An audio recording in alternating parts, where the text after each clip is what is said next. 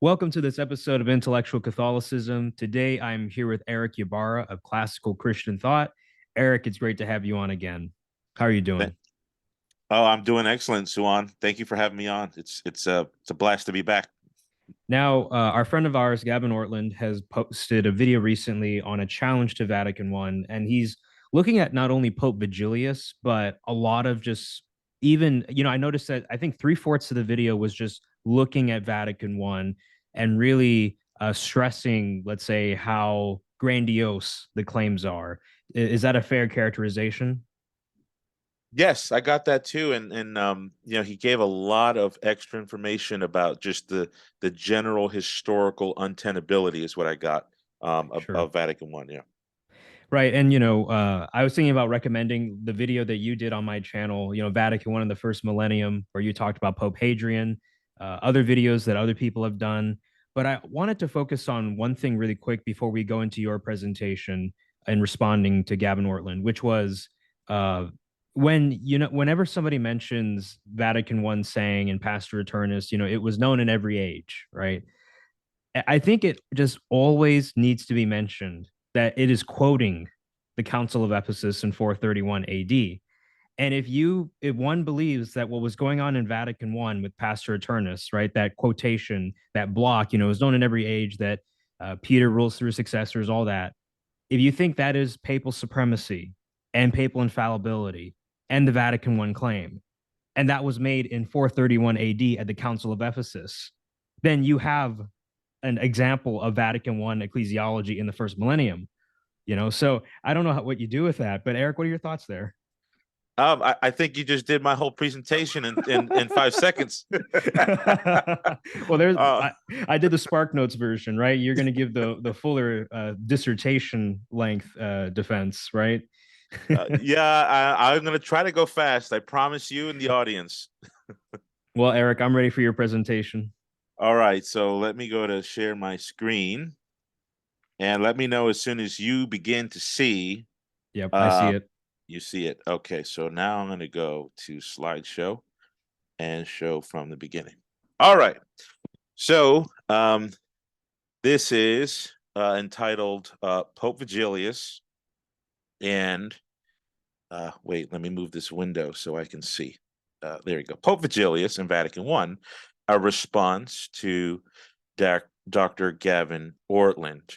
Now, just as a one preliminary remark here, you and I both are friends with Dr. Gavin Ortlund, so everything I'm going to say in this presentation is with the emphatic remark that this is all meant to be said in charity. And if Gavin would like to interact with me in private or on a show about what I'm saying in this presentation, then I'm 100% open to that. And I'm also going to say that this presentation is not just meant to be only a response to every word that Gavin said, because I'm going to have a little bit longer of a presentation than he had. I added some general stuff here about the topics he brought up. So I know sometimes we get annoyed if somebody does a video and then we do a response video that's like twice as long. Well, in this case, I'm just adding things according to the topic. So it's not all Gavin, it's going to be just the general history. But in Gavin's presentation, which I think everyone should watch before watching this, it has four basic claims. And the first one here I have on the screen. In the first millennium, the Roman See enjoyed a general prominence, prestige, primacy of honor, privilege, and preeminence. That's in minute 1811. However, Gavin says, it did not enjoy the status of supremacy and infallibility as defined by the councils of Vatican I and II. Second thing of the video Gavin did. The general prominence of the Roman See in the first millennium was based upon the fact that the city of Rome was the historic capital of the empire, the dual apostolicity of both Saints Peter and Paul, and that the Roman Church was a flagship bastion of orthodoxy for several centuries early on. Gavin says that in minute 1859.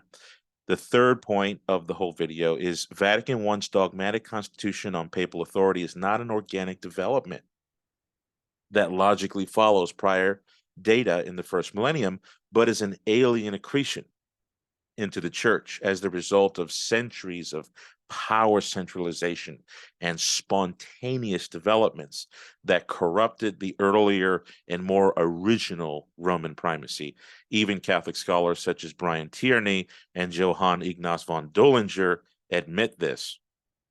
And the fourth part, which is going to finish this summation of Gavin's presentation, is this: the historical event that took place at the Council of Constantinople II in 553 and its contention with Pope Vigilius serves to illustrate that councils were superior to popes, thereby challenging the Vatican councils, that's 1 and 2, on papal supremacy.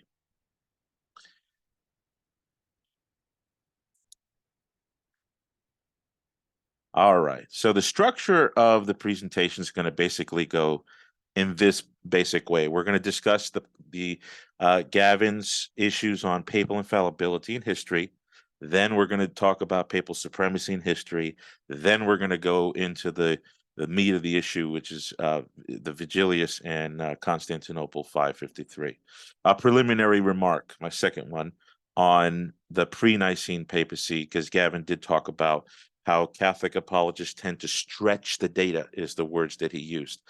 And I want to say that can happen. I know as an Anglican, when I was an Anglican and I was looking into the Catholic Church and I was in the online forum world back then, there was no, I didn't use Facebook. I was just on forums. And I remember looking into the papal claims, and I remember seeing what Gavin's seeing, like some of that stretchy stuff, just going from very like Peter was the head of the apostles to Vatican I. Obviously, we don't want to do that here. So I want to say that Gavin, you know, it's good to mention we shouldn't stretch the data.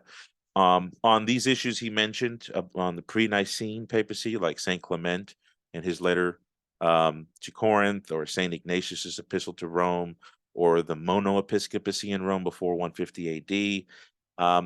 Those issues I'm not going to address because it takes a long time to get into those things, and it's going to get us away from the meat of what I'd like to talk about. But if you want to see what I have to say about it, you could just get my book, and I give a fair treatment, I am told anyway, even from non-Catholics, on those issues. The Cyprian of Carthage one, again, I've got like, I don't know, 20 pages just devoted to Cyprian in my book. Which I take it as an axiom that Cyprian sees each local church as basically the throne of St. Peter. But I add the caveat with evidence from Cyprian and the contemporaries that the universal chair of Peter is in Rome, and that has a certain significance. But I won't be bringing it up in this presentation. So I do apologize to Gavin and those who might have been looking forward to that. I'm going to have to move on. But like I said, tons more in my book. All right, so we're going to talk first about one Catholic scholar that comes up quite a bit from Eastern Orthodox and Protestants. They usually go right to this quote in his book. And this is Dr. Brian Tierney, the late Dr. Brian Tierney, who was an outstanding medievalist scholar. But he said this, quote, "The idea of infallibility did not emerge inevitably because it had always been presupposed. It was invented almost fortuitously because an unusual concatenation of historical circumstances arose that made such a doctrine useful to a particular group of controversialists.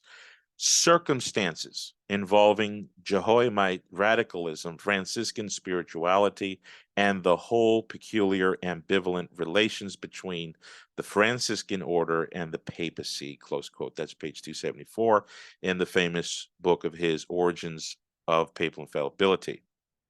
Another quote that Gavin gave in his presentation was, quote, "Papal infallibility was invented in the first place by a few dissident Franciscans because it suited their convenience to invent it. So here you've got a Catholic medieval scholar who's immersed in the canonical literature of the early second millennium, who's saying that papal infallibility is basically an invention of the 13th century, the late 13th century at that. So we're going to look at this and see if Dr. Tierney's claims hold up to scrutiny. The simple fact that I want to communicate here, because Gavin said that we can dismiss the scholars, right? And typically, you know, some of these scholars who are saying things that go against Catholic teaching are dismissed by the people on the internet. And I get it. I see that all the time. It does annoy me too. But Tierney is a unique case, and I think we're going to show that. Okay. Tierney was extremely skeptical in his interpretation of historical texts on papal infallibility, so much so that he was even more skeptical than Protestant and Eastern Orthodox historians and theologians, both of which stand to benefit from anti-papacy evidence in the first millennium. If one wishes to see a clear exposition of Tierney's baffling and perplexing skepticism, one should read closely the peer review exchanges between Tierney and two other medieval historians, Father Alphonse M. Stickler and David L. 𝘕𝘬𝘄𝑟. For those of you who want to dive into this, you can pause the video here. This is all the stuff you need to read.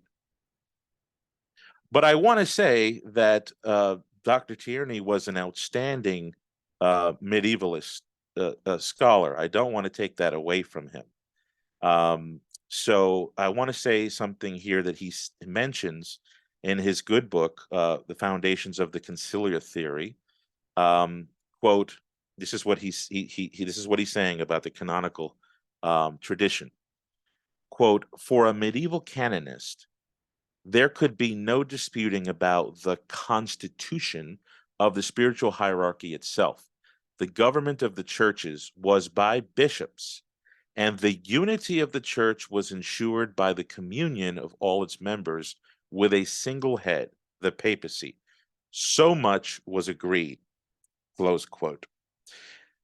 He also goes on to say, but within the bounds of that common doctrine, there was room for a variety of theories on the nature of the powers implied by the papal primacy, one, the relationship between Pope and Universal, and on the internal structure of the Roman Church itself. So Tierney recognizes that everyone in the canonical tradition going from the 11th century forward was in agreement that the divine constitution of the church is governed by bishops, and the unity of those bishops was ensured by the communion of all of its members with the papacy. Now, for some reason, Tierney is very skeptical that a unique power of teaching should repose in that principle of unity, which is strange. But he basically holds the logical, he's almost got the Rubik's Cube solved here. But he hesitates, and we'll see why in a little bit here. So the question is, but was papal infallibility invented in the 13th century? That is the claim that Tierney wants to make. So I have a quote from Pope Innocent III from the 12th century. It goes like as follows, quote, for if I myself am not solid in faith, how can I strengthen the faith of others? A responsibility which is known to pertain especially to my office, the Lord proclaiming, I have prayed for you, Peter, that your faith may not fail, and you, once you have turned back, strengthen your brothers. What he prayed for, he received, since for his reverence he was heard in all things. And thus the faith of the Apostolic See has never failed in any turbulence, but has remained always whole and undiminished. The privilege of Peter remains unbroken. Faith is so necessary for me that whereas for other sins I have God alone as my judge, for a sin committed against faith, I can be judged by the church. For whoever does not believe is judged already. So here's a claim from the 12th century, which is unmistakably a matter of papal infallibility. This is one of those quotes that comes up in the 𝘞𝘦𝘣𝘮𝘳𝘊𝑚 correspondence with Tierney, which I think Tierney had no grounds to be skeptical. Tierney read this passage and said, I still don't see papal infallibility. Same Pope, a little bit earlier, in his letter to John 𝘐𝘦𝘡𝑟us of Constantinople, he says, again, this is Pope to the Constantinopolitan Patriarch, quote, the Lord reveals that he had prayed for him, saying in the crisis of his passion, I have prayed for thee, Peter, that thy faith fail not, and thou being once converted, confirm thy brethren. By this signifying clearly that his successors would at no time ever deviate from the faith, but would call others back, close quote. That's my citation there. Tierney read this as provided by 𝘕𝘐𝑦𝘋 and Stickler, and he's like, I still don't see papal infallibility here. Tierney looks at Dictatus Papae, which those of you who are interested in this was a hot document. Never was promulgated magisterially, but we know it was in the files of Pope Gregory VII. Sorry, I've got Pope Gregory VIII there. That's Pope Gregory VII in 1015 to 1085. The 22nd point of the Dictatus says, the Roman Church has never erred, nor will it err to all eternity, Scripture being witness. Obviously, at the time, all the canonists and theologians knew it's talking about the thrice commission of Matthew, Luke, and John. But here, Tierney reads this and says this statement is inherently ambiguous, close quote. That's page 12 of the book, Origins of Papal Infallibility. He finds it a noteworthy distinction between possibly a Roman ecclesial infallibility versus a papal personal infallibility. So he's still digging his feet here on what this means. Tierney emphasizes how Luke 22:32 had more than one interpretation in the medieval canonical tradition. This is true. However, others have made more probable interpretations of the popes before the 13th century. Dr. Agostino Paravicini Bagliani is a distinguished professor in medieval history who specializes in the history of the papacy. Besides receiving his professorship in 1978, he served as a scripter for the Vatican Apostolic Library and was professor of codicology at the Vatican School of Diplomatic and Archival Paleography. According to Bagliani, while Luke 22:32's unfailing faith of Peter may have been read by some 12th century canonists as referring to the entire church, in his letter, and this is Bagliani's quote, in his letter of 1199, which we just read to the Patriarch of Constantinople, Innocent III interpreted the text from Luke more literally, and he tied together more tightly than they had been in the past the idea that Christ, in his prayers, had guaranteed the indefectibility of the faith of the universal church, and the fact that Peter and his successors had never deviated and never would from the Catholic faith. That's from his book, The Pope's Body, page 68 to 69. So here's a great, outstanding medievalist who's alive, who would not have the kind of skeptical reading of Tierney. We're going to go a little bit earlier to a famous Pope, St. Leo IX, in his letter to Michael Carolarius. This is the time that sparked that dreadful schism between Rome and Constantinople. Leo IX says the following: the Holy Church has been built upon a rock, that is upon Christ. Let me just pause there. Some Protestants and Orthodox who are reading this, Leo IX is right there in the zenith, top 5 of those who are emphasizing papal power, and he takes a Christocentric reading of Matthew 16. Anyway, let's get back to it. The rock that is upon Christ and upon Peter, the son of John, who was first called Simon. It was so built because it never was to be conquered by the gates of hell. That is, by heretical opinions, which lead the unwary to destruction. This is the promise of truth itself, who is the cause of all that is true. The gates of hell shall not prevail against it. The same Son of God bears witness that by his prayers he obtained the fulfillment of this promise from the Father. For he said to Peter, and here we go again, Simon, Simon, behold, Satan has desired to have you, but I have prayed for you that your faith may fail not. Will there be anyone whose will is power to do can be devoid of effect? Is it not the see of the Prince of the Apostles, namely, by this Roman church, by this St. Peter, and by his successors, that all the inventions of heretics stand condemned, exposed, and overcome? It's a rhetorical question. He goes on, are not the hearts of the brethren strengthened in the faith of Peter, which has not failed thus far, and will not fail till the end of time? That's my reference there. Tierney reads this and says, I just don't see papal infallibility. Okay. St. Bernard of Clairvaux, doctor of the church, says the following, quote, all the dangers and scandals that occur in the kingdom of God must be referred to the Holy See, but none more urgently than those which concern the faith. It is indeed just that any menace to the faith should be dealt with by the one whose faith cannot falter, to whom else has it been said, I have prayed for thee. Here we go again.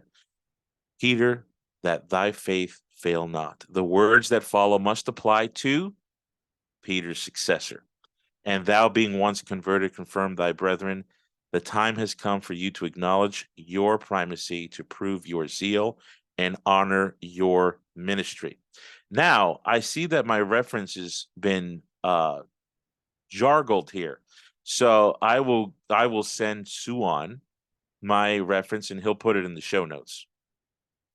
We're going to go to Saint Anselm of Canterbury. He says the following, quote, for as much as the providence of God has chosen, your holiness, to commit to your custody the life and faith of Christians and the government of his church, to no other can reference be more rightly made. If so be anything contrary to the Catholic faith arise in the church, that it may be corrected by his authority, nor to any other can anything which may be written against such errors be more safely submitted, nor to any other, that by his prudence it may be examined. He also quotes, and that's from his De Fide Trinitate, famous document he wrote to the Pope. Second quote from St. Anselm, quote, let those who despise the Christian decrees of the Vicar of Peter, and in him the decrees of Peter and of Christ, seek for other gates of the kingdom of heaven, for certainly they shall not enter in by those, the keys of which the Apostle Peter bears. That's to letter to 𝘕𝘕𝘠. And I know Gavin has a special love for St. Anselm, so I want him to take a special note of what St. Anselm wrote here. I share the affinity. All right, we're going to go to a couple hundred years before, to Pope St. Nicholas I. And this is not just a quote mine. This is actually a statement that one of the ecumenical councils absorbed as one of its own utterances. Okay, so this is what Pope Nicholas says, quote, the primacy of divine authority which the creator of the universe bestowed on his chosen apostles, basing its solidity on the solid faith of the prince of the apostles, namely Peter, he resolved would lie in his preeminent, indeed first see. For by the Lord's voice it was said to him, you are Peter, and on this rock I will build my church, and the gates of hell will not prevail against it. Peter, indeed, so named, from the firmness of the rock, which is Christ, does not cease so to protect with his prayers and unshaken structure of the universal church, fortified by the strength of the faith, that he hastens to correct the madness of those who stray from the rule of the Orthodox faith, and bestows a reward on those who strengthen the church courageously, so that, in order that the gates of hell, that is, the promptings of evil spirits and the attacks by heretics, are unable to break the unity of the same church. Close quote. That's Pope Nicholas to Michael III in Constantinople. Tierney reads this and says, I just don't see it. Well, you be the judge. Pope Agatho, this is going back 200 years, almost precisely, before Pope St. Nicholas. This is Pope Agatho, and this isn't a quote mine from the opinions of Agatho. This is a dogmatic epistle which was accepted and absorbed in a council. So it's the council's property. So I'm quoting an ecumenical council here. This is what the council says through Agatho. Quote, for this is the rule of the true faith, which this spiritual mother of your most tranquil empire, the Apostolic Church of Christ, has both in prosperity and adversity always held and defended with energy, which it will be proved by the grace of Almighty God has never erred from the path of the apostolic tradition. Just keep in mind, he's writing this in 680, which is about 130 years after the Vigilius event we're going to get into. Nor has she been depraved by yielding to heretical innovations, but from the beginning, that's when Peter founded the church in Rome, or sustained and promoted the church at Rome. She has received the Christian faith from her founders, the princes of the apostles of Christ, and remains, that's at present tense to the future, and remains undefiled unto the end, according to the divine promise of the Lord. So that's a statement from the Sixth Ecumenical Council about the See of Rome. My citations there, it's pretty much open to everyone who's got the internet. But if you have volume 15 of the Nicene, Post-Nicene Fathers, it's volume 15. Now, what do non-Catholic historians and Catholic historians who are of note and who are reliable have to say about what Agatho wrote here? Father George Florovsky, perhaps the foremost theologian in the 20th century in Eastern Orthodox thought, wrote the following, at least in the English language. He wrote the following, quote, this lengthy letter by Pope Agatho to Emperor Constantine IV contains a full expression of the Roman primacy, a full expression of Rome's consciousness of its position in the church. Throughout, Pope Agatho interlaces the primacy of Rome and Rome's acceptance of the 5 holy ecumenical councils. Since the Apostolic See of Rome holds such a confession of faith, since the Apostolic See of Rome cannot err, no mention is made of Pope Honorius.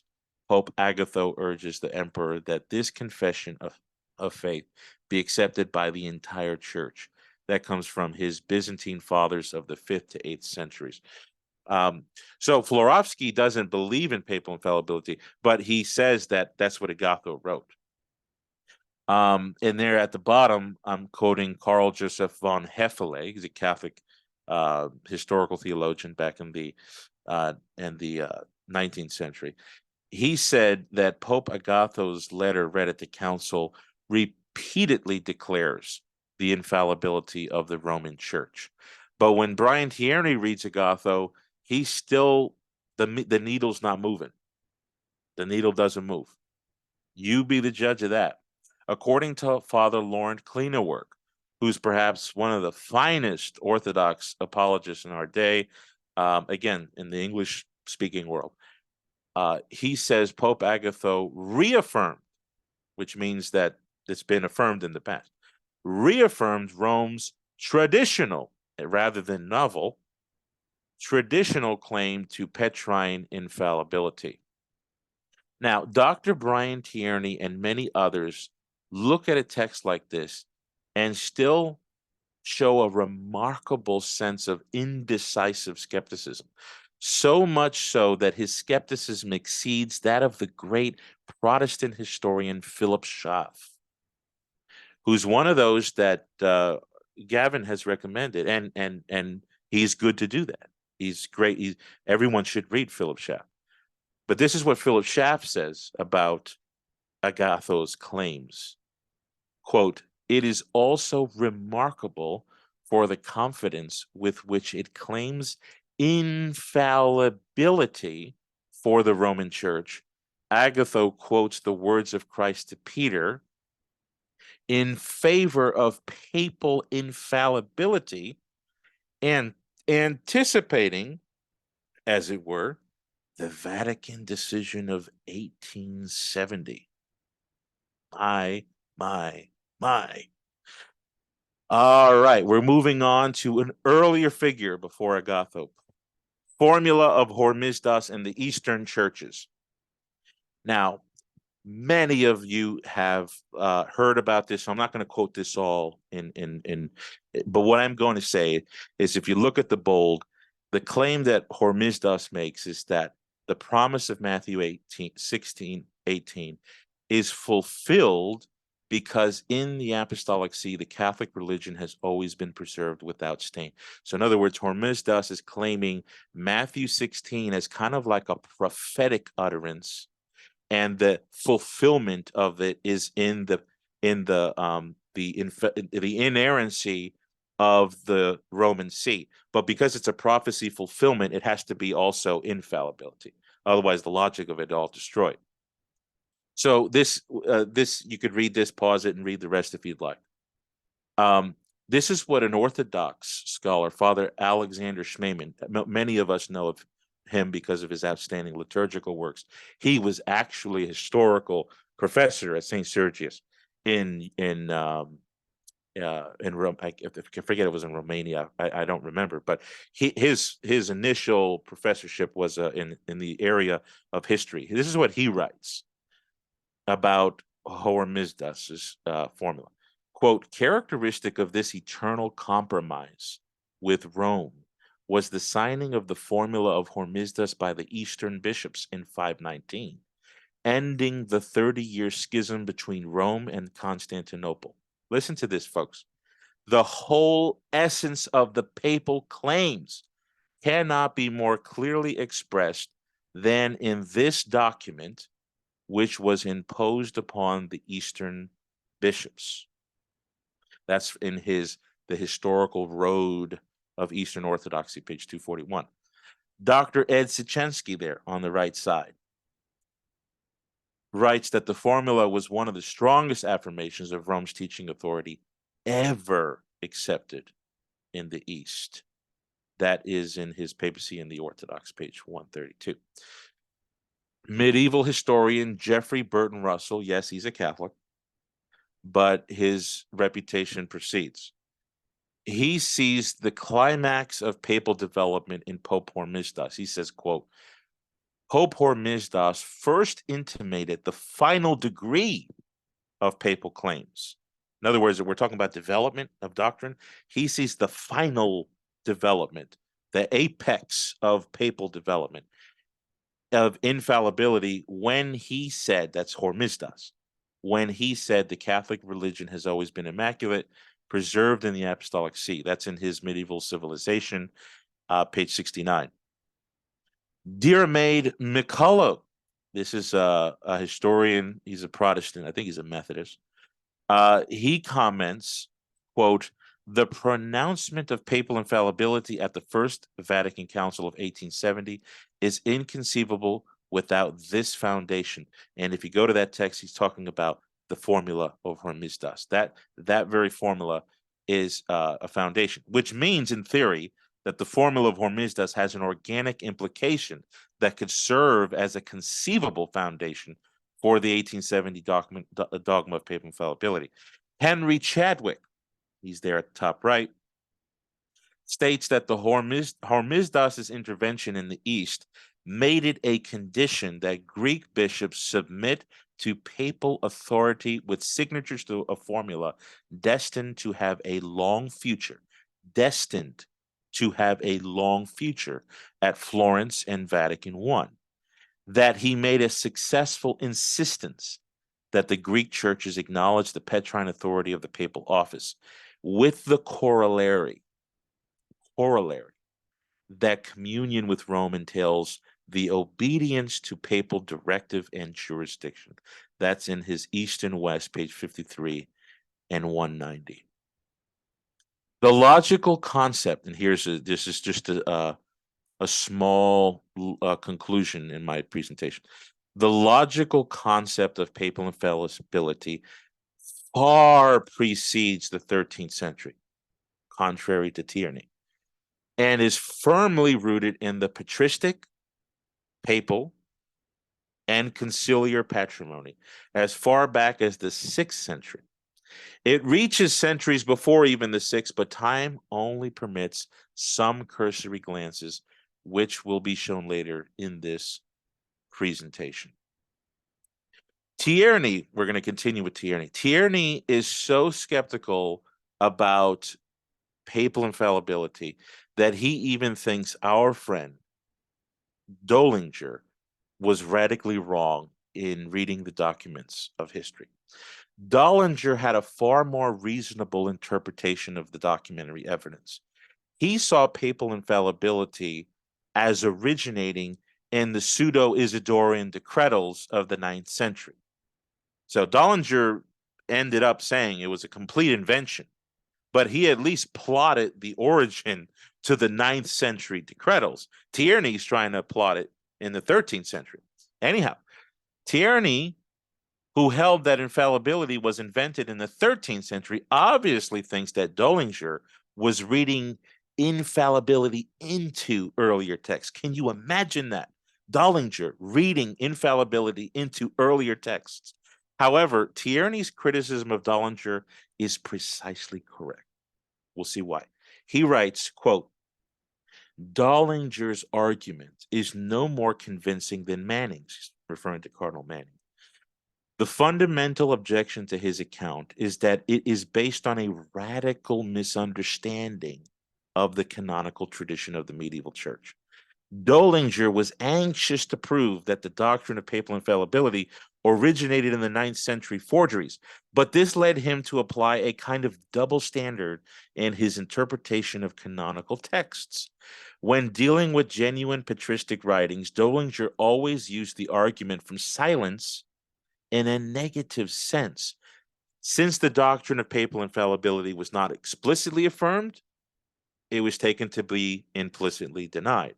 But when he dealt with the forged texts, Döllinger was quite willing to see papal infallibility implied, even though it was not explicitly asserted. And in this interpretation, he was very probably wrong, close quote, says Tierney. Tierney is right here. I'll give credit to Döllinger to giving more sense to the earlier texts. But what Tierney is saying here, for those of you who didn't understand exactly what he's saying here, Döllinger would read things like Hormisdas, and we'll see later. This is the 1859 upward Döllinger. Before 1859, Döllinger had a very different reading of the sources. But after his turn from the papacy, he would see Hormisdas and Leo the Great and Nicholas I, and he would say, these guys are not teaching infallibility. But when he went to the decretals, he's like, see, there they are. But the problem is the same claims in the decretals on the papacy are the same claims in the undisputed texts. So Tierney's actually finding a real inconsistency in Döllinger. But again, he's way out of whack too because of his plotting of infallibility in the 13th century. Now, I told you about the 1859 Döllinger. Well, I'm going to tell you about the Döllinger before that. Döllinger was an excellent historian. Cardinal Newman even said this man stands alone in the prestige that he has as a historian. In his volumes on the history of the church, published in 1840, Döllinger was clearly on board with the essence of the papacy. The following comes from volume 2, translated from German by Edward Cox. Quote, that the decrees of synods regarding faith obtain their full power and authority only by being received and confirmed by the Pope was publicly acknowledged in the 4th century, close quote. I'll bring this up because Gavin had made mention that this thing about, the Pope needing to have ratification. No, it was asked for his ratification, but not is different than needing his ratification. Well, here's Döllinger at the height of his career saying that it's already publicly acknowledged in the 4th century. That's in the 300s. By the 5th century, it was clear, according to Döllinger, I'm quoting, so if you read the screen, that, quote, a judgment of the Apostolic See was inviolable, and that he who should presume to act against it cuts himself off from the church. Döllinger goes on, the See of Rome was, by virtue of the promises of Christ, the immovable foundation of faith, close quote. He goes on, quote, as the visible representative of ecclesial unity, the Bishop of Rome was the center with which every other bishop was necessarily, either immediately or immediately, united. He who was not in communion with him, Döllinger says, was not recognized by him, was not truly in the Catholic Church. I need to say some more here from Döllinger. Quote, when during the pontificate of Hormisdas, here we go, we're going back to the sources I had mentioned, the schism which had begun by the Patriarch Acacius was at length terminated after a duration of 35 years. About 2,500 Oriental bishops signed a formulary which had been sent to them by the Pope, on which occasion they confessed that he who was not in all things united with the Apostolic See was cut off from the Catholic Church, close quote. Moreover, quote, the 5th General Council, so we're coming close proximity to the whole topic in this for this session. The 5th General Council, which Justinian convoked against the will of Vigilius, was in the beginning not an ecumenical synod, and it acquired the character only by receiving the confirmation of the Pope. Pelagius II, one of the near successors of Vigilius, therefore asserted that the convocation of general councils was a prerogative attached to the See of Rome. The deacon Ferrandus, we're going to get to him later, the deacon Ferrandus asserted that it was by this confirmation by the Pope that the council first acquired its authority, and in general he declared that ecumenical councils which had received confirmation of the Pope were in authority highest next to the sacred scriptures. On the other hand, it was acknowledged to be the prerogative of the first see in the Christian world that the Bishop of Rome could be judged by no one. Close quote. This is Döllinger's A History of the Church, Volume 2, pages 223 and 24 and 228. I recommend anybody go read his volumes on the history of the church. They're outstanding. They were published in 1840. I find them immensely useful. But Gavin quoted Döllinger, where Döllinger said that he was losing his mind over how over 1,830 years there was nothing like papal infallibility, where there's this guy at the top, telling people, and there's everybody's under this hierarchical bind to obedience. But look at what he's saying. And I haven't even scratched the surface. If you go read like pages 201 down to 270 in this book, which is free online. You can just Google it. You can read it on Google Books. You will see him saying more outstanding things that I just didn't have space and time to put in here. So another historian that Gavin rightly quoted was Father Klaus Schatz.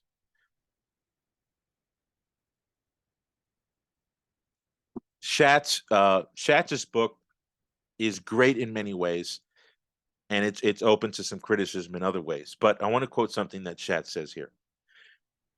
Historically speaking, he says, the Roman primacy of jurisdiction and teaching, as dogmatically sanctioned at Vatican I, developed historically as a result of a great many factors. And we're all in agreement there. The recognition of the Roman Church as the center of communion existed by the 4th or 5th century in the West, and in some less clear fashion in the East as well. This recognition, of course, was historically still open to a more federal or episcopalist and conciliar church structure, and there have been tendencies in that direction throughout the centuries. To the extent one must say, speaking historically, that Vatican I proposed and gave the stamp of approval to one particular line of tradition, one tendency that can be traced back to late antiquity. To identify that tendency specifically with Pseudo-Isidore, the Gregorian period, or some later point is to oversimplify the course of history. The origins of papal primacy of jurisdiction can no more be assigned to a specific fixed point in time than can papal infallibility. Every new appearance is anchored by 100 rootlets to earlier motifs, ideas, formulas, and law, close quote. That's in his Papal Primacy 176. Now, I don't agree with everything that Father Schatz says here, but what you have here is a reliable historian. Gavin saw him as reliable. He quoted him. And he's admitting that you can't say that papal infallibility and supremacy, Vatican I, is like an accretion from years later, because even though there might have been tendencies toward conciliarism, tendencies toward federalism, there was still a tendency towards papal supremacy, and Vatican I just sort of chose that tendency and put a stamp of approval on it. I don't agree with that reconstruction of history. But what it shows is a reliable historian who can trace the papal claims of Vatican I back to late antiquity. So at the very least, what that shows is that we should stifle claims that keep trying to put Vatican I and its doctrine like into the second millennium, like medieval period. Okay, so that wraps it up for papal infallibility. Papal supremacy. We're going back to the Pope. This is Pope Nicholas. To the this is towards the Council of Constantinople of 869. This is what Pope Nicholas says. Furthermore, if you do not listen to us, it remains that you be held by us as our Lord Jesus Christ enjoins to hold those who refuse to hear the Church of God.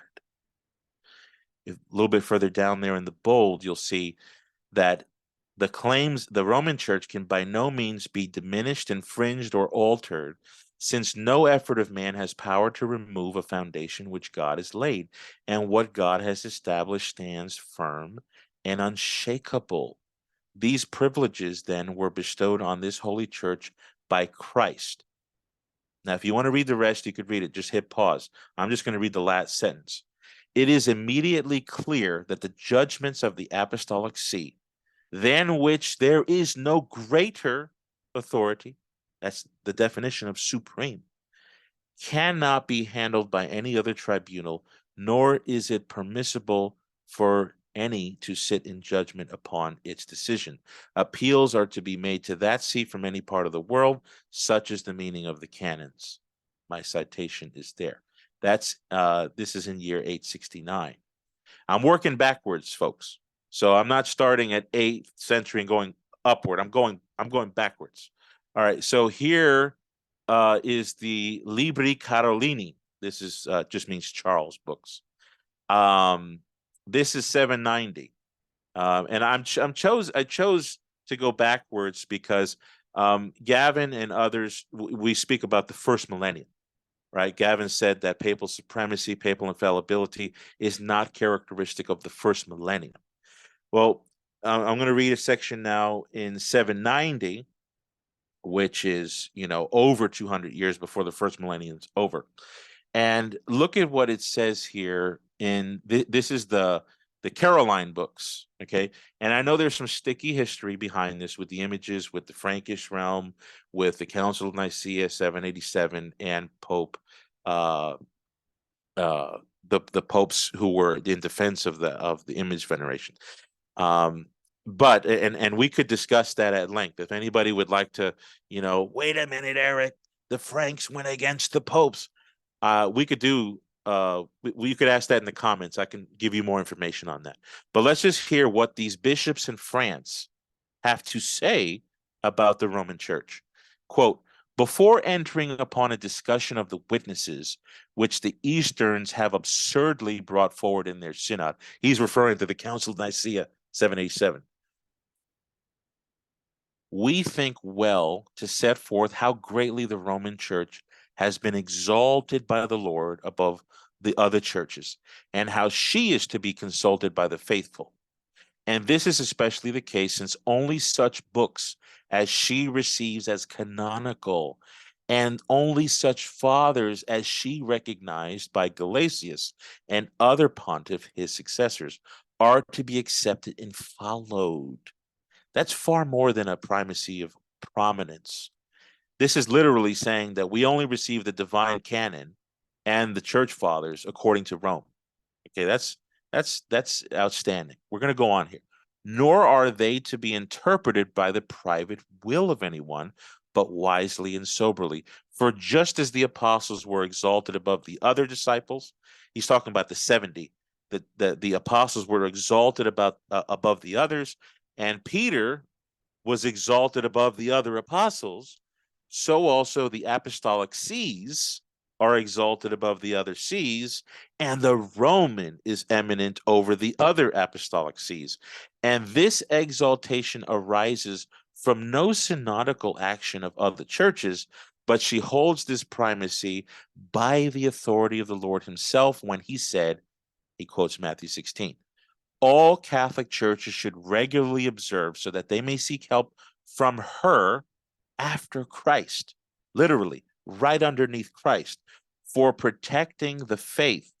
And although many have separated from this holy and venerable communion, nevertheless, never have the churches of our part done so, but instructed by that apostolic erudition and by his assistance from whom cometh every good and perfect gift, have always received the venerable charismata and are careful to follow the see of blessed Peter in all things, as they desire thither to arrive, where he sits as keeper of the keys. To which blessedness may he who deigned to found his church upon Peter bring us, and make us to persevere in the unity of the Holy Church, and may we merit a place in that kingdom of heaven through the intervention of him whose see we follow and to whom have been given the keys. This is in PL. This is quoted in the Nicene and Post-Nicene Fathers, Volume 15, page 580. You could also just type this out in Google and you'll find it on New Advent as well. The Anglican who did the translation of the Caroline books, Henry Percival, this is what he says. Quote, this is what he says about what these French bishops wrote in 790. Quote, such is the doctrinal foundation of the Caroline books, the absolute authority of the Roman See in matters pertaining to the faith of the church. Close quote. All right. Pope St. Agatha. So we're talking about papal supremacy, but we're revisiting him. When Emperor Constantine IV invited Pope St. Agatho to send representatives to Constantinople in order to bring the eastern sees that had broken from the church via monothelitism back into formal union with the Apostolic See, Pope Agatho, according to Dr. Ed Sichensky, quote, insisted that there could be no doctrinal debate since the matter had already been decided at the Lateran Synod, close quote. That's in The Papacy and the Orthodox, page 205. Indeed, at the opening of the council in 681, the papal legates say the following: we have directed persons from our humility to your valor, protected of God, which shall offer to you the report of us all, that is, of all the bishops in the northern and western regions that met at the Roman Synod. This is the Roman Synod, in which too we have summed up the confession of our apostolic faith, yet not as those who wished to contend about these things as being uncertain, but by being certain and unchangeable, to see them forth in a brief definition, suppliantly beseeching you that by the favor of your sacred majesty, you would command these same things to be preached to all and to have force with all, close quote. So in other words, Agatho here is writing from the Roman council. He called a council in Rome. And he's not saying, hey, we're coming to offer our contribution to the council. He's saying this matter is unchangeable. It's certain, has already been resolved. The only reason why we're going over there to Constantinople is because you are the governor of the realm, and we know that you can broadcast this to everybody. So, sometimes, you hear from folks, why did they have councils if the papacy was true? Well, in each one of the councils, you'll notice that Rome never invited negotiation. This is one of those instances. Pope St. Agatho's look at previous magisterial history. So we're going to go into the mind of Pope Agatho, who's a saint in both the East and the West. He's writing in 680, so this is over 100 years after the situation of Vigilius. Remember, because this we're headed towards Vigilius in Constantinople too. The whole idea is, man, this Vigilius event, that's a big shaker to the Catholic Church, isn't it? Well, look at what this guy says, who obviously knew the history of the previous councils. He mentions it. This is what he says, quote, for he, Peter, received from the Redeemer of all himself by 3 commendations the duty of feeding the spiritual sheep of the church, under whose protecting shield this apostolic church of his has never turned away from the path of truth in any direction of error. Now listen to this. Whose authority, as that of the Prince of all the apostles, the whole Catholic Church and the ecumenical synods have faithfully embraced and followed in all things. And all the venerable fathers have embraced its apostolic doctrine, through which they, as the most approved luminaries of the Church of Christ, have shown, and the Holy Orthodox doctors have venerated and followed it, while the heretics, so talk about resistance to Rome, Agatho knows about it, while the heretics have pursued it with false criminations and with derogatory hatred. So Agatho is saying that the previous ecumenical synods followed the authority of Rome. Let me ask you, if you're going to try and find who's superior in that formula, the councils followed the Apostolic See, who's landing at a higher status of authority? In Agatho's mind, it's very clear that the councils were subservient to the Rome, right? Because I want to speak to this, because this is a letter written to the Council of Constantinople and embraced as one of the council's own statements. And the statement that this is making is that it's not a primacy of just general prominence or some prerogative and privilege that comes from Rome being the capital of the Roman Empire. What we see here is radically different. You can see that. Petrine papal jurisdiction in the East. When monothelitism took over the sees of Antioch and Jerusalem, Popes St. Theodore and St. Martin appealed to their divine authority and jurisdiction through the Petrine papal succession in order to legitimize a special intervention in the affairs of these Eastern churches. Pope Martin dispatches John of Philadelphia to go to the East in order to, quote, correct things which are wanting and appoint bishops, presbyters, and even deacons in every city of those who are subject to the see, both of Jerusalem and Antioch. We charging you to do this in every way in virtue of the apostolic authority which has been given to us by the Lord in the person of the most blessed Peter, Prince of the Apostles, on account of the necessities of our time and the pressure of the nations. So this is an episode in church history, monothelitism, where the popes were sending vicars with binding jurisdiction in Antioch and Jerusalem. I brought this up because, Gavin was inquiring, where do we see in the first millennium this idea where the other churches have to obey the See of Rome, or that Rome has some sort of intervening jurisdiction in the East? This is what Father Price has to say about this event.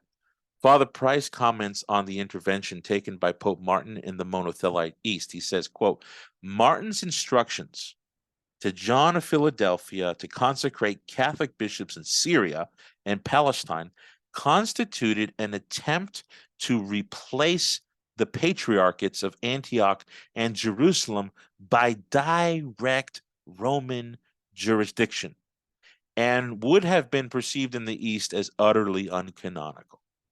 But it had been anticipated a few years before by Pope Theodore, who had instructed Stephen of Dora, acting as his representatives, to depose monothelite Palestinian bishops.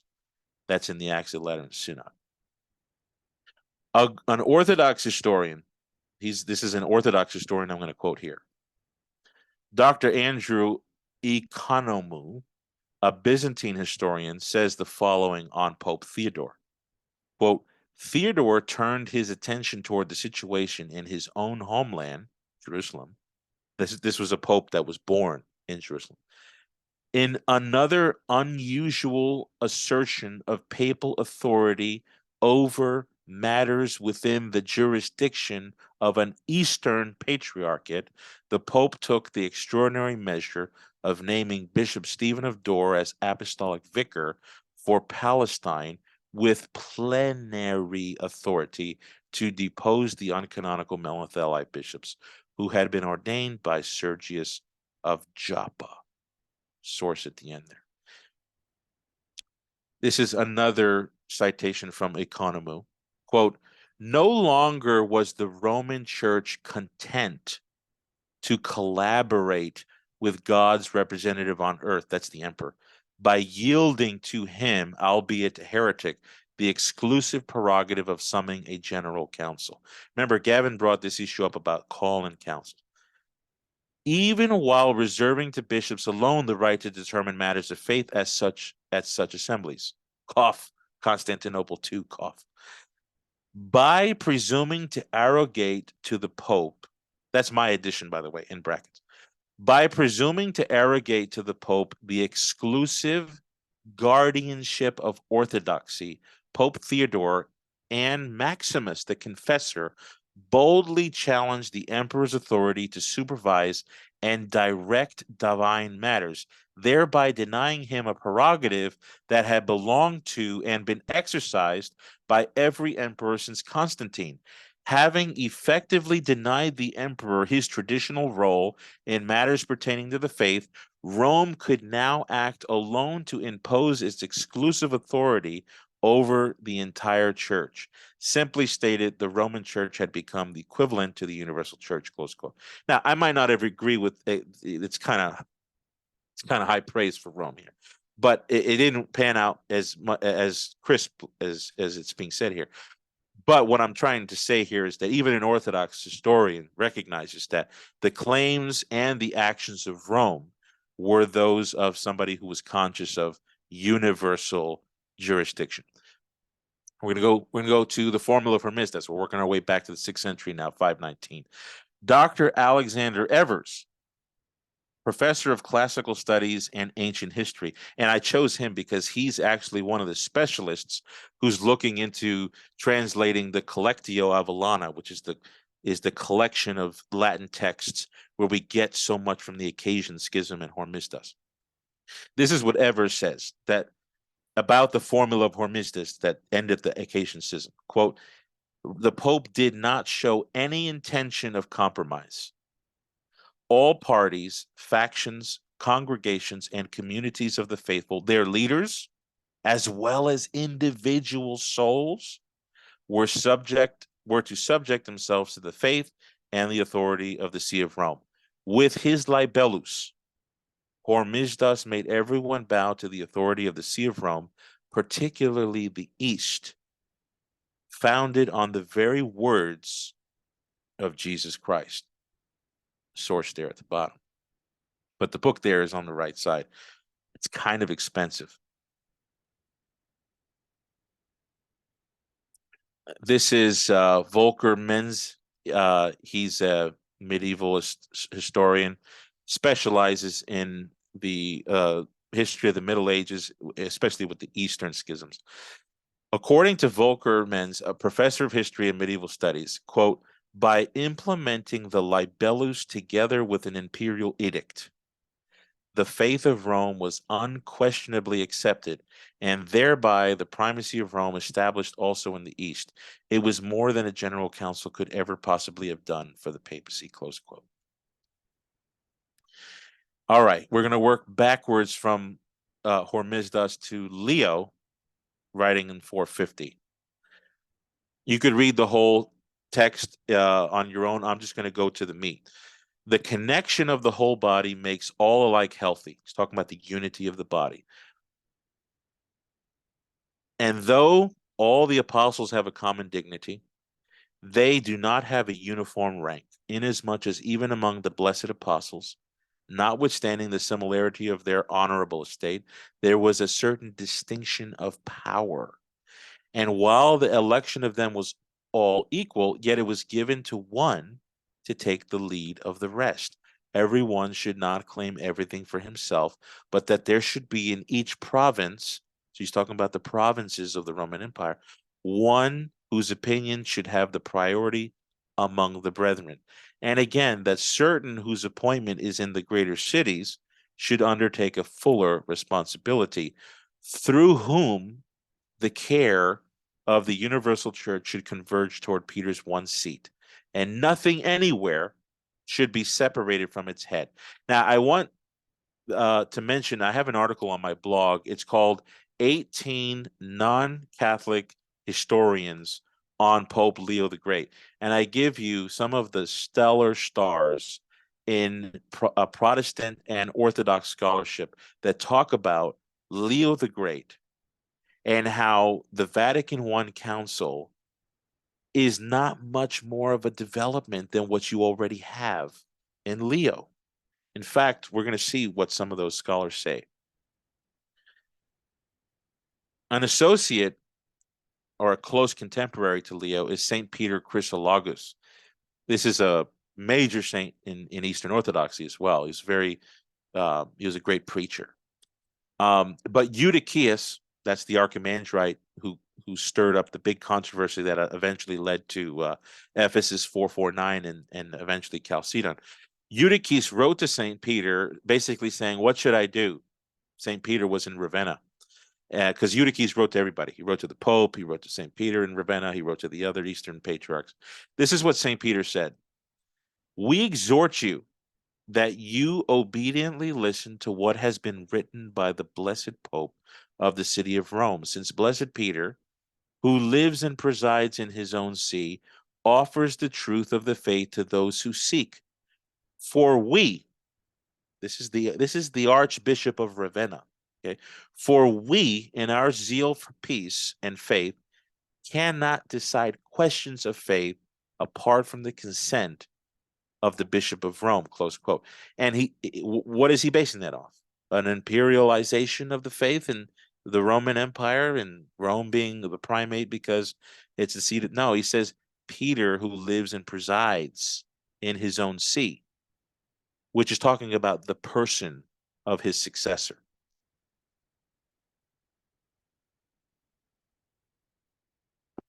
Pope Leo's tome.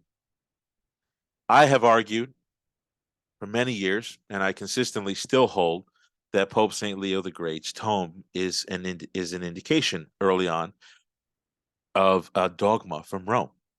This is what Richard Price has to say about Leo's tome. Quote, in all, Pope Leo regarded the doctrinal controversy as having been settled by his tome. If there had to be a council, he held that apart from settling the status of persons, it should simply acknowledge and confirm the teaching of the tome as the definitive ruling on the points at issue. The last thing he wanted was a reopening of the debate, as if the teaching of the heir and successor of St. Peter were simply one among a plethora of competing voices, close quote. Henry Chadwick says the following on the tome, quote, in Leo's judgment, however, the function of the Greek Council was to manifest its own orthodoxy by submissively indicating its assent to the ruling already given by himself, the legitimate juridical successor of Peter, the Prince of the Apostles. It was axiomatic for Leo that the Roman See has received and guards the true apostolic tradition, is predestined by God for this service to the entire church, is therefore protected from leading the church astray, hello, infallibility, and in jurisdiction possesses a universal responsibility inherent in being Peter's successor. That's in East-West 48-49. I bring that up because, you know, Price and Chadwick, those are premier scholars. And they're saying, look, this Leo's consciousness is already what basically we're seeing at Vatican I. But there's another scholar, not as widely known. This is Father Wilhelm, or the late Father Wilhelm de Vries, as he's a scholar of the Byzantine and the Latin history in the Middle Ages, but specifically about the Roman papacy. This is what he has to say. I don't agree with everything, so let me forewarn you. But look at what he says. Quote, in the Roman view, its own decision was the definitive one. The council was not able to debate, but it simply had to ratify it. For the East, the council took into account the Roman decision, but debated the issues on its own and came to its own judgment. The decision of the council was the definitive one. Rome and the more collegial East each went on council after council with its own essentially different view, close quote. Now, I don't actually agree with this, but I wanted to bring this up as a point for Gavin to consider, and for those who are following, that it's not really as accurate to say that the first millennium was characteristic with conciliarism, and then the papalism of Vatican I showed up like in the 13th century. Rather, what scholars tend to see more and more is that actually Rome started to hold its view on universal jurisdiction and the definitiveness of its doctrinal authority early on, but the West had that view, whereas the East had a different view, conciliarism. Now, I don't agree with this. I think the East, if it did reject the papacy, it usually did so with the emperor's authority practically in the fore. But there's several Eastern saints who accepted the papal claims, as we'll see Orthodox scholars are going to admit as we get further along in here. But this is a more responsible view, even though I still disagree with it. I think it would be irresponsible to say that Vatican I shows up like in the 12th century, 13th century, or even the 11th century. What historians are seeing is that it's at least in claim and in activity early on, even if it's wrong. Here's a case of, because Gavin brought the Vigilius and Constantinopolitan Council as a standoff. You had the council and the Pope, and who won in the end? The council won. Well, we also had a slight standoff in 451 with Canon 28, which said that, that Constantinople should be elevated above Alexandria and Antioch. When Pope Leo received the notice that the Greek bishops tried to pass a canon which elevated Constantinople over Alexandria and Antioch, he responded by saying, quote, "We do not recognize, and by blessed Apostle Peter's authority, we absolutely disannul in comprehensive terms," close quote. That's letter 105.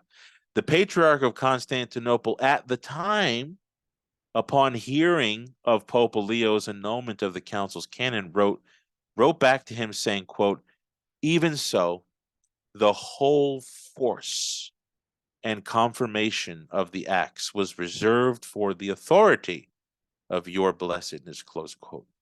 That's Epistle 139 in the Leonine Epistolary. So the Patriarch of Constantinople, who had already for months tried to get that canon passed, is here saying, well, the Pope's annulled it, so the whole force of the canon stands in his decision. So it's dropped, right? Father Francis Dvornik writes, because of his opposition, because of Pope Leo's opposition, Canon 28 was not introduced into the official canonical collections. It only appeared in the 6th century in the Syntagma 14 titles. Pope Gelasius later on writes about this whole issue with Leo's annulment of Canon 28. And listen to what Gelasius says about the relationship of Rome and councils, because this gets right to the issue, the issue that we're talking about with Gavin's presentation. Quote, "These people should know that only that part must be accepted by the whole church which is in accordance with Holy Scriptures, the tradition of our ancestors, in accordance with the canons and regulations of the church, only that part which promotes the Catholic and Apostolic faith, communion, and truth, for the accomplishment of which the Apostolic See has ordered this done and has confirmed it after it has been accomplished. But other things, those things which were done or simply talked about through foolish presumption, things which the Apostolic See in no way ordered," listen to the language here, "which were clearly and speedily rejected by the legates of the Apostolic See," he's talking about Pope Leo's legates at Chalcedon, "which the Apostolic See, even with the Emperor Marcian asking for them," in other words, the emperor asked the Pope to ratify that canon, "in no way approved, which the Bishop of Constantinople at the time," that's Anatolius, "claimed not to have sought and did not deny was in the power of the Bishop of the Apostolic See, has not accepted because it was shown to be contradictory to the privileges of the Universal Church." Citation at the bottom there. This is Gelasius saying that it was in the power of Pope Leo to accept or annul the canons, which shows that, his position to the council is one of superior. This is an Orthodox liturgical historian, but he was originally a historian of the Middle Ages, church history. Father Alexander Schmemann, he says this, quote, "The protest of Pope Leo the Great against the 28th canon of Chalcedon was answered by Patriarch Anatolius with a cowardly renunciation of responsibility for the canon, assuring the Pope that without the latter's approval, not one of the decrees of the Ecumenical Council could be in effect." This is John Philoponus he came up in Gavin's presentation because on the issue of Constantinople 553 and Vigilius, John Philoponus, or John the Grammarian, as he's better known, he wrote a statement that Father Price brings up in the book about how what ecclesiastical canon ever gave the right to the Pope to ever stand in judgment over a council or decide something on his own, right? Well, that same John, okay, he was actually condemned at the next ecumenical council, 681, for believing that the Trinity has three parts, the essence of the Trinity. Whether he believed that or not, we don't know. But he was condemned in 681. That has nothing to do with the issue here. But he also criticized Pope Leo the Great, the legates of Pope Leo the Great, and the Council of Chalcedon of papal supremacy, which he thinks is just wrong. Of course, he was a Syriac man. He was one of the early Aristotelians. He wrote a lot about Aristotle, and he severely criticized the Council of Chalcedon. He thought it was heretical, and so he wrote a lot against it. But the point I want to make here is, notice what he says here. I want in the black highlighted quote, I wonder what canon has given the Bishop of Rome all this authority, and what ecclesiastical legislation has empowered him to act, how he willed and issued resolutions without a just council. He's referring to Pope Leo the Great's annulment of Ephesus 449. Look at the second highlighted quote. If they, the bishops of Rome, were given the apostolic authority of Peter and the keys of heaven were handed to them as they claim, let them consider the other cities that take pride in the apostles. Look what he says in the third one. For this reason, the Bishop of Rome usurped entire power. He's talking about Pope Leo. Usurped entire power while knowing that no ecclesiastical canon or royal ordinance had conferred upon him such power. It was nothing but Roman arrogance. So Gavin had, brought in John the Grammarian about Vigilius in order to highlight an Eastern voice who was talking about the absolute novelty of what Vigilius was doing. And yet the same John the Grammarian is imputing the same guilt to Leo the Great, whose fame and acceptance and beauty and sanctity was unquestioned by the very heritage that Protestantism embraces. Here's John the Grammarian again, talking about the legate of Leo. And remember, Gavin was talking about how this idea that you have to have the Pope in order to have an ecumenical council is characteristic of Vatican I, which is characteristic of later accretion. But look at what John the Grammarian, who was born in 490, died in 570, look at what he says. Lucentius, representative of Leo, said he, Dioscorus, he presumed to hold a council without the permission of the Apostolic See, which has never been allowed and has never been done. Look at what John the Grammarian says. Like Paschasinus, Lucentius is asserting here the universal supremacy of Rome over the entire Christian church. Ladies and gentlemen, he's talking about the sanctified legates at the Council of Chalcedon, representing Leo and accepted by the council. Look at that last highlighted statement. I wonder who gave Leo alone the authority to settle church problems. This is the same John the Grammarian that criticized Vigilius. But we'll move on. I just wanted to point out about John the Grammarian. This is one of my favorite authors on the papacy, Dr. Beresford J. Kitt. He's a doctor of divinity at Oxford. He was a prestigious historian in his day. He wrote volumes on history. But the point I want to bring out here is at the bottom. You could read the top on your own. But the bottom, look at what he says. The Petrine theory, as finally put into shape by Leo, was no doubt held in good faith And so it wasn't something that Leo invented out of arrogance. And as the only guarantee of unity, the theory has undergone little modification since Leo's day. All other elements of the Leonine theory have remained and are to be found set forth by the Vatican Council. Now, I want you guys to know the modification that he's talking about there is a reduction, not an enhancement. So he thinks Leo's understanding of papal supremacy was higher than Vatican I. So this is a Protestant his reputation precedes him. I still recommend his book on the Roman primacy, which he wrote as a way to refute it, by the way. So he was hostile to the papacy. I have Dr. Michael Haken. He is a Protestant historian, but he's with us today. Look at what he says here. I'm going to start in the middle, but you could read the beginning as on your own. He just summarizes what Leo taught about papal supremacy.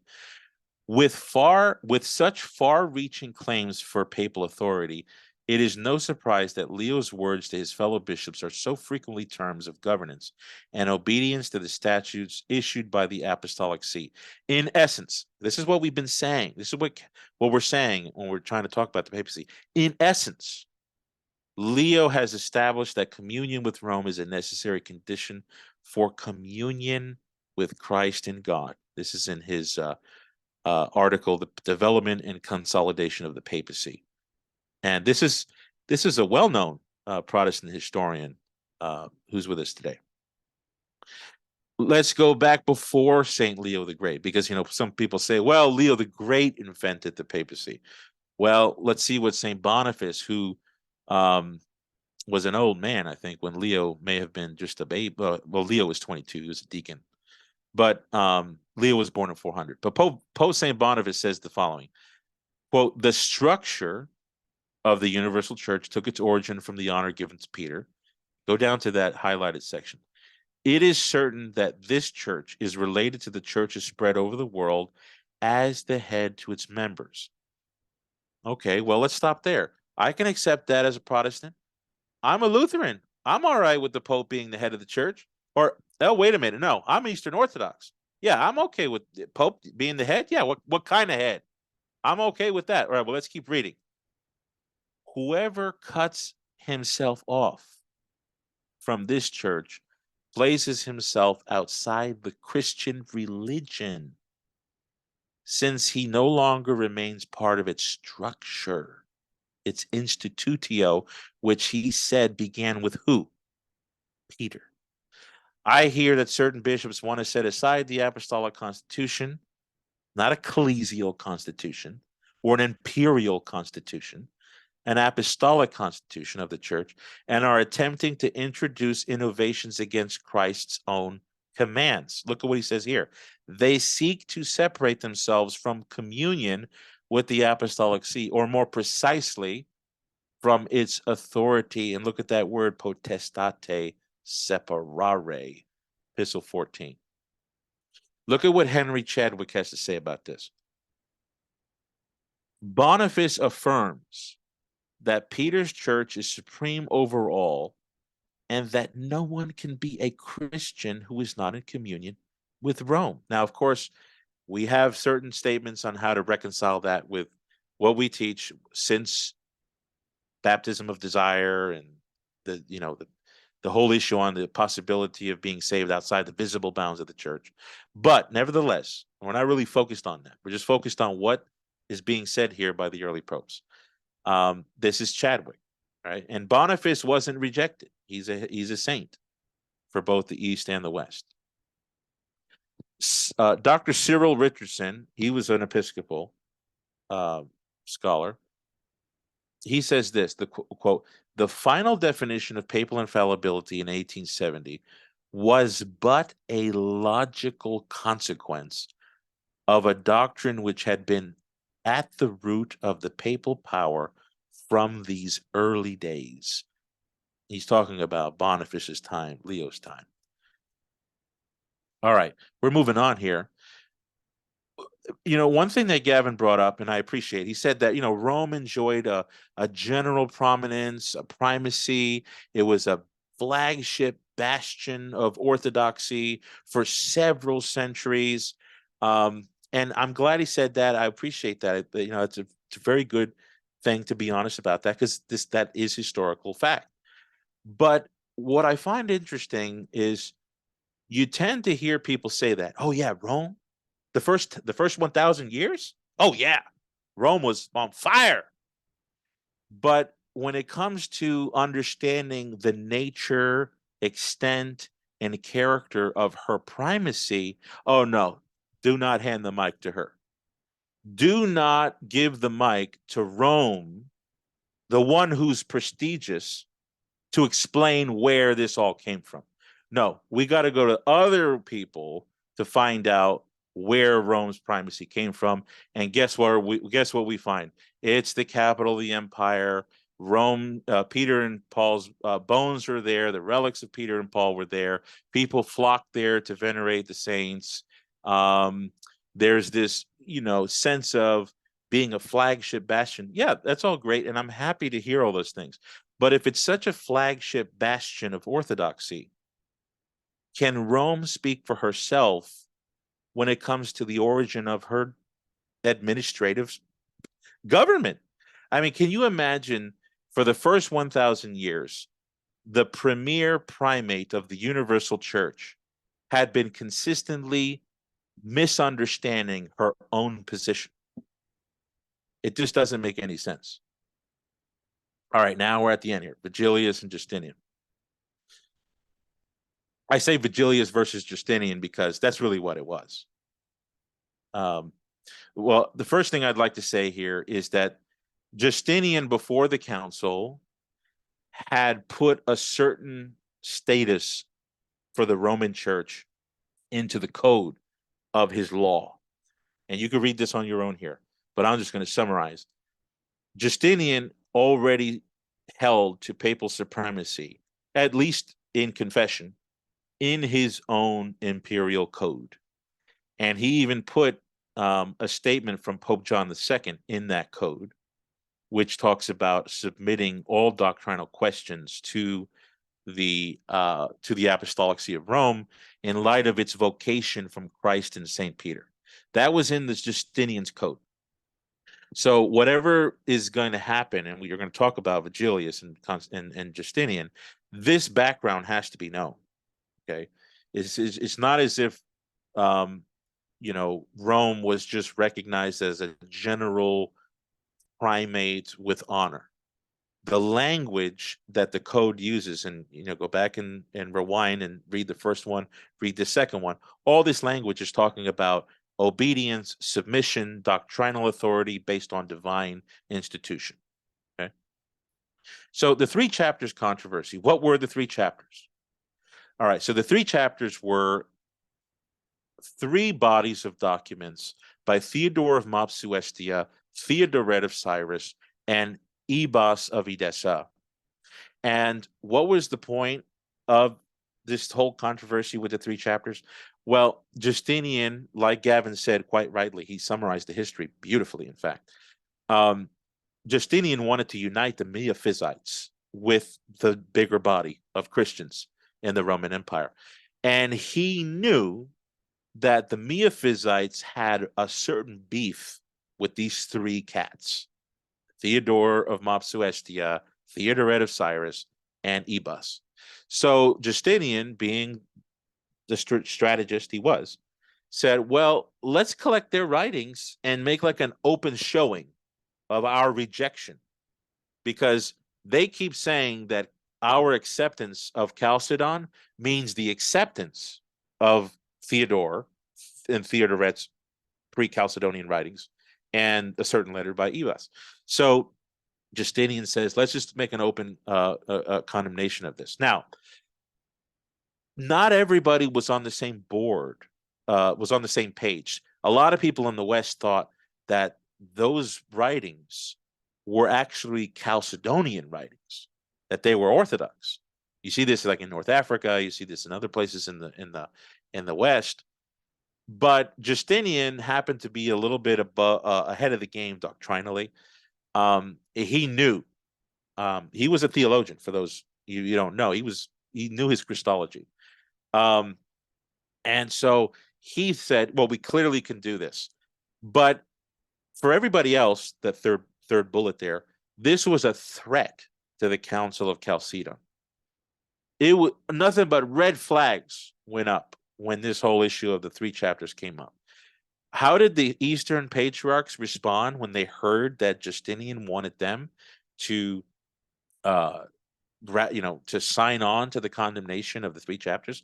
They said, no way, Jose. I've got to wait till see what the Bishop of Rome says.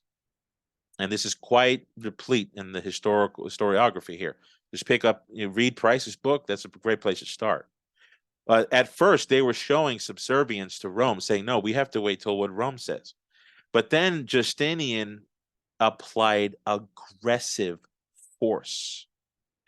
He deposed the Patriarch of Alexandria, replaced him with somebody who was cooperative. He deposed the Archbishop of Carthage, replaced him with somebody who was cooperative. So everybody kind of saw what happened.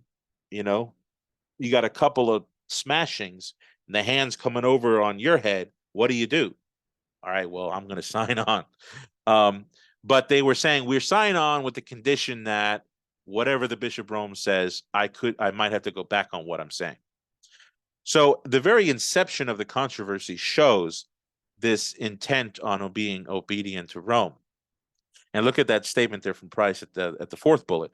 The emperor's response was to summon Vigilius to Constantinople, where a combination of persuasion and threats might win his support, and through him, this is why he didn't kidnap any of the other Eastern patriarchs.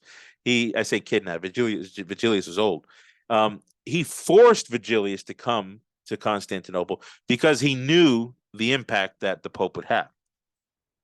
Through him, the submission of the other bishops of both East and West, who still withheld their signatures. So this is what I'm trying to say here is this was an imperial project from the get-go.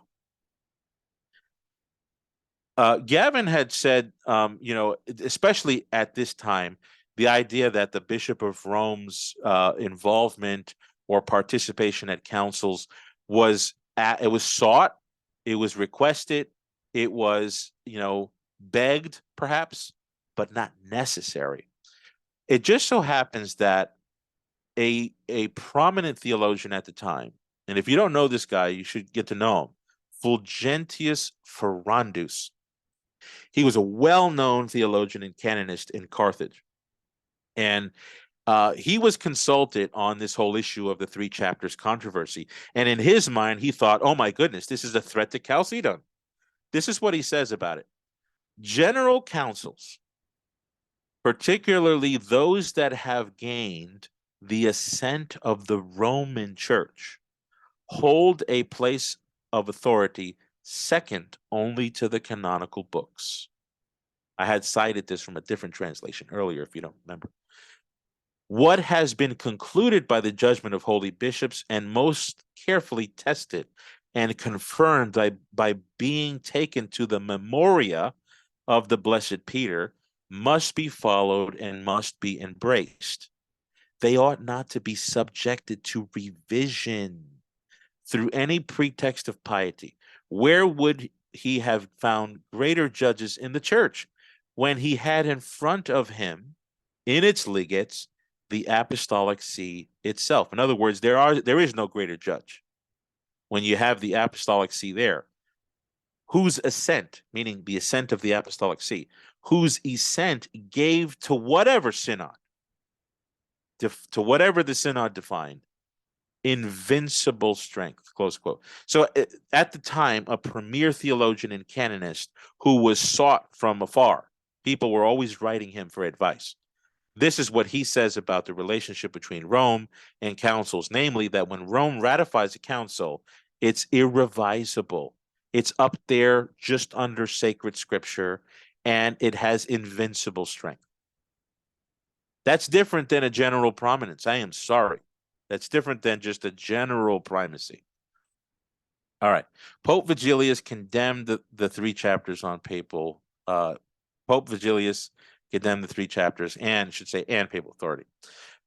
All right. When Pope Vigilius finally came around to ratifying the council, it's normally pictured that Vigilius sort of like capitulated to the council, admitted everything that they did was right, accepted his excommunication, came out repenting and saying, I submit to the council, I humbled myself. That's actually not what happened. Listen what Price says here, quote, when he capitulated to imperial pressure and came to sign the second letter to Eutychius and the second constitutum, this is at the end when Vigilius comes around, he in no way lessened his claim to supremacy. He confirmed the decrees of the council, but he did not confirm its authority. Indeed, he made no mention of it at all. Instead, he took over its decrees and issued them in his own name. This is very important. Vigilius didn't it's not, I mean, he's the Pope who is on the other end of what the council's doing, and yet he didn't succumb to it. I mean, if the council was trying to muscle up over Vigilius, the right response would be for Vigilius to surrender. And yet that's not what he does. Okay. The other thing that needs to be recognized is that Vigilius never confessed that he hereticized. He never comes out and agrees with the council that he was a heretic or an Nestorian. And by the way, that wasn't the council's initiative. Gavin was 100% right when he said that this was Justinian's plan. Justinian gave the orders and the bishops obeyed. Okay. When Vigilius finally decided to condemn the 3 chapters, he never confesses that he erred in the faith. In his famous epistle to Patriarch Eutychius, which was supposed to initially prove to the emperor the Pope's ratification of the council, the Pope explains the division between himself and the emperor over the last 9 years in the following words, quote, no one is ignorant of the scandals that the enemy of the human race has stirred up throughout the world. And he tried to separate us who are residing with our brethren and fellow bishops in the imperial city, and he's describing himself here. He's describing himself for all those years that he was held in captivity, who uphold the 4 councils with equal reverence and blamelessly persevere in the one and the same faith of these 4 councils, with the result that we, who were and are in agreement over the one faith, spurned brotherly love and were seduced into discord, close quote. So Vigilius doesn't come out saying, yes, I'm Nestorian, like the 7th session said, I'm sorry. No, he says he's been held in the same faith the entire time, but the devil did pull some tricks to bring division. Now, the controversy over the 3 chapters is not a robust doctrinal debate. I know that sounds strange, but it's related to doctrine. Don't get me wrong. It's related to the issue of with the Miaphysites. It's related to Chalcedon. Everybody at the time thought it was an issue of faith. So let me explain. The particular issue that Pope Vigilius had was not a doctrinal issue. The reason why Vigilius hesitated on the 3 chapters was this issue of issuing posthumous condemnations of people who had died in the peace of the church for decades. And Vigilius thought, okay, maybe we can say that what they wrote at a certain time was wrong, but they died in the church. So they may have repented before they died. We don't know. Let God be the judge. And Vigilius was pointing to Gelasius, to Leo. There was a bunch of wisdom saying that you don't condemn people after they died in the peace of the church. But other voices like Augustine and others did support this idea. And so the Justinian took advantage. No, Augustine said you could do it, and there's some other evidences that we could. So he was pushing this issue that no, you can't just say that Theodore was wrong in what he wrote. You've got to anathematize him. So now that's not a doctrinal disagreement right there. You see? That, I mean, perhaps you can come up with a doctrine on the ecclesial licety of condemning somebody after they're dead, but that's not a controversy today anymore. So the significance of that kind of evaporates. Theodore of Cyrus, Vigilius also didn't agree with his pre-Chalcedonian writings. He just said, look, Theodoret was reconciled at Chalcedon. Leave him alone. We shouldn't even be issuing any sentences on him. Now, the letter of 𝘕𝘏 is a little bit of a different story. Here, you do have a letter that was being claimed to be heretical, and the Pope initially condemned it, but then he said, I think we could read this in an Orthodox way. So in other words, he took 𝘕𝘏's letter and put the Council of Chalcedon right next to it, and he saw that you could bridge them to be the same message, because he thought that the contents of 𝘕𝘏's letter was Cyrillian in its Christology. So he made a mismatch. You know, it's kind of like what happened with Pelagius, Celestius, and Pope Zosimus, if you recall. Pelagius went to Rome and explained his view, and it sounded like what he was saying was what Augustine was saying. So Pope Zosimus was like, no, this guy is fine. He's not a heretic. Well, everybody was like, what? Are you crazy? Well, once Zosimus realized he was being bamboozled, he was like, okay, yeah. So, but the nature of that is not an error in faith or doctrine. It's an error in fact. It's different than being erroneous in a doctrinal decree. From the beginning all the way through, Pope Vigilius held to the 4 ecumenical councils: Chalcedon, Leo's tome, Cyril's letters, and his refutations of Nestorius. So formally, Vigilius was Orthodox. The whole issue came down to, can we really condemn the dead, and 𝘕𝘏's letter can be read in an Orthodox way? So that's really what the council looked, and they accused him of Nestorianism for that. All right? That's a little over the top. And it's no wonder that when Vigilius came around and said, no, I'm going to condemn the 3 chapters, we're done. We're just going to get it over with. Vigilius had the entire section where the Pope was excommunicated, or his name was removed from the diptychs. He had the entire section expunged from the Acts. So the full edition that was at the end there did not contain any excommunication of Vigilius. Vigilius never recanted anything. I mean, he said, okay, we made a mismatch here. 𝘕𝘏's letter is wrong. I thought it was Chalcedonian. It's not. But that kind of error that he fixed there was an error of oversight on fact, because he came in thinking it was saying precisely what Cyril was saying. Now, that goes to the Constitution of the Second Constitution, or Constitutum. Was that a doctrinal backflip in the form of ex cathedra?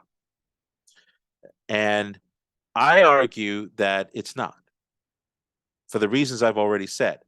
But more particularly, in Constitutum 2, in Constitutum 1, all he's saying is that the letter of 𝘕𝘏 has been protected by Chalcedon, which is infallible. Everybody agrees that it was infallible. So he excommunicated anybody who condemned the letter of 𝘕𝘏, because he understood that letter was protected by Chalcedon. So his decree was, anybody who decides to question the letter of 𝘕𝘏 as if the Council of Chalcedon could err, let them be anathema. So it's not exactly a fresh definition of doctrine. That's what Vatican I says about papal infallibility. Now, we could get into this issue of dogmatic fact, secondary objects of infallibility, not my area, but I don't think that we can apply that in this case, because while there is a fact in mind, Vigilius had an excommunication against those who were questioning Chalcedon. That's what he saw as at threat. So it was an error in fact. So somebody could even argue that it was a disciplinary decision. That's possible, you know.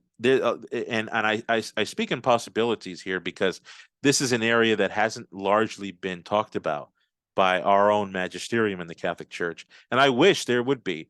And the scholarship seems to want to stay away from it as well. So anybody who's listening to this, who's going into PhD studies, this whole Vigilius thing and the constitutions, it's ripe. So that's what I have to say about that. And Gavin even conceded that this doesn't necessarily have to be an issue of papal infallibility because Vigilius was under duress. So there have been theologians who have pointed to that fact and have said, you know, this is you know, the Pope's being forced like all the other bishops are being forced. So this is not exactly the test case you would want to use to falsify papal infallibility. What you want to do is go to a pope who's living in peace and who out of his own volition makes a decree on the entire church on doctrine and then absolutely fails. That would be where you want to go. Not this. This is a really, I mean, Vigilius is a punching bag here, you know. So, but props to Gavin for recognizing that. But then he said, but it is an issue with papal supremacy. But again, papal supremacy I don't think it's being challenged because, like I said, Vigilius doesn't submit to the council. I mean, just think about what 𝘕𝑦𝑑𝑜𝑟ET did at Chalcedon. They were calling him to recant before they would restore him. So if the bishops at Constantinople II were really intent on holding to their excommunication, which they weren't, they were forced by Justinian, they would have demanded that Vigilius admit that he was an Nestorian. But we don't have that. Vigilius never submits to it. So it's really a dead letter. And Vigilius had it expunged from the council. So I don't think it's a workable objection anymore in light of that. Now, for sources on that, Price there in volume 1, page 104. You can go to the book there that's pictured on the right. This is an Orthodox scholar, Father Asterios Gorostergios. That's a hard one to pronounce. Justinian the Great, the Emperor and Saint. Those pages there, page 144, he talks about how the entire section where they removed the Pope's name from the diptychs was taken out. There's another Orthodox scholar, Evangelos Chrysos, one of the go-to sources on this council, in his book there, pages 145 to 199. He also shows definitively that Vigilius went home with a council that did not, the acts of a council that did not mention any kind of excommunication. And then you can look at my book. I go into it extensively, page 446 and footnote 76. Some people might say, but actions speak louder than words, Erick. Come on. What is done is what is believed, right? Okay. Well, let's take that to the bank. What was done? The emperor of the Roman Empire rose up, threatened the entire episcopal government of the church with exile, being terminated from their job, and if they were lay people, they'd be banished from the realm if they did not sign the edict condemning the 3 chapters. And Justinian called the ecumenical council with Vigilius's consent at first, but did not abide by a freedom of dialogue that Vigilius wanted. Vigilius wanted more Western representation. And then Vigilius steamrolled his plan into the bishops, who are all frightened about what's going to happen if they go against him. So what's really done there? It's called 𝘕𝑗𝑒𝑟opapism. So if what is done is what is faith, or the law of action is the law of faith, if you really want to be rigid with that, then we have to ratify 𝘕𝑗𝑒𝑟opapism. But neither Orthodoxy, Catholicism, or Protestantism accepts that. So I'm one of those. I'm not a conciliar fundamentalist. This is one of those who would say, well, it's an ecumenical council, so it's obviously done, everything it's done. Well, in its dogmatic utterances, yes, but not necessarily in the mannerisms of its procedure. There are some sine qua nons, but not in this case. In this case, this was completely done away with. We see it in the next century. We were reading from Dr. Economou how did Maximus, the confessor, and Pope Martin and Theodore, they knew about this council, and yet they assembled the Lateran Synod, which went against the entire, the whole monothelite imperial program, right? So 𝘕𝑗𝑒𝑟opapism obviously wasn't the law of faith according to the saints. In fact, Maximus, he knew about this council in Constantinople, 553, and look at his view of the papacy. So nothing about this event with Vigilius was a game changer for the saints. The papacy still continued on. People appealed to it, referred to its divine institution and its jurisdiction and infallibility. So forthcoming history from 553 seems to have annulled the entire event. In the next century, saints of both East and West are still lauding the inerrancy of Rome and the infallibility of the See of Peter. Besides the next council proclaiming that all of the Roman popes have been Orthodox up to the 7th century, we saw that in Agatho, remember? So Agatho made those claims. It seems obvious to me that they looked back upon Vigilius and did not see a heretic, okay? The Prophonetikos of the 6th General Council states that all prior councils, including the 5th, were said to be all done in perfect harmony between emperor and pope. In other words, at the Council of Constantinople 681, they recount how each council was the product of cooperation between emperor and pope, which was a little bit of a historical revisionism. Yes, it was. Because, they say Nicaea was called by Sylvester and Constantine. We kind of know that didn't happen. Constantinople I was called by Damasus and Theodosius. We kind of know that didn't happen. The Third Ecumenical Council of Ephesus was called by Celestine and Theodosius II. Well, that's not really how it happened. Then it said the Fourth Ecumenical Council was called by Leo and Marcion. That's a little bit more, you could kind of say that.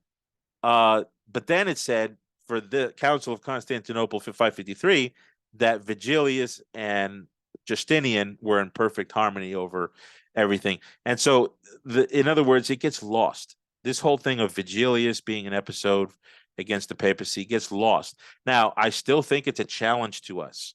Don't get me wrong. I'm not saying that we don't need to think about this anymore. I think a whole book needs to be written on this. And I do think that when it comes to apologetic argumentation, we are pulling off a Neo, with a few of those bullets that are coming our way. But I think we have an answer to Gavin's overall statement on, Vigilius and the council. Also, his statements about papal supremacy and infallibility over the general course of the first millennium. I think we talked about non-Catholic historians and theologians and Catholic historians and theologians that he deemed to be reliable. All of them are saying something much different than the first millennium was characteristic of a general Roman prominence, primacy of honor based upon factors that are accidental, like being founded on the Roman imperial status of the Roman capital, Peter and Paul's accidental but moral excellency that kind of paved the way for Rome to be like a bastion, like the Mike Tyson of all the churches, those are accidental motifs. They don't penetrate anywhere near the rationale that we reviewed here that was consistent. I'm done, Suan. Man, Eric, you did your homework. That was an excellent presentation. You're really a world-class scholar, Eric. Oh man, at first I wasn't going to do anything, to be honest with you, but when you said, "Hey, I'd love to have you on," I said, "You know what? I'll throw the gloves on." But again, to Gavin, I sent him a message before. I said, "Hey, we're going to make a response. I want to make it in a way that's exemplary, that's charitable, and is with high respect to you." For those of you who are listening, I'm a fan of Dr. Gavin Ortlund. You could actually go to my channel, Classical Christian Thought. I did a whole stream talking about the virtues I see in him. Yeah, and I think, Eric, you exemplified that in your presentation. But I really do want to emphasize that, with all the work that you've done, with everything that you presented, I just don't think that Catholics or really anybody who wants to move the ball forward in this debate. I think that's something that Gavin's really interested in, moving the dialogue, the ball forward, right? I don't think we can just keep asserting anymore that the claims of Vatican I are totally novel, that they were just invented at the council in 1870, that they have no prior precedent, or that they don't have robust prior precedent. The evidence is there. Vatican I is there in the first millennium. You have to deal with that fact somehow. Yeah. Now, that's the question. It's not if Vatican I is in the first millennium. It's that Vatican I is in the first millennium. How do you deal with it? Right. What are your thoughts on that, Eric? Yeah, I think that's where we need to all, kind of like Chinese checkers, like the ball's got to fall in. We all need to fall into that concave hole where, okay, Vatican I is there in the first millennium. I don't believe it. I don't like it. I wish it wasn't there. Sure. But it's there. Right. And I have a theory that can account for that. I'm a Protestant.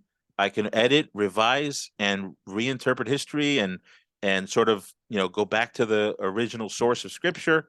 Well, that might be a way to handle it. But let's not, try to revise history to the point where we're denying the facts, Right.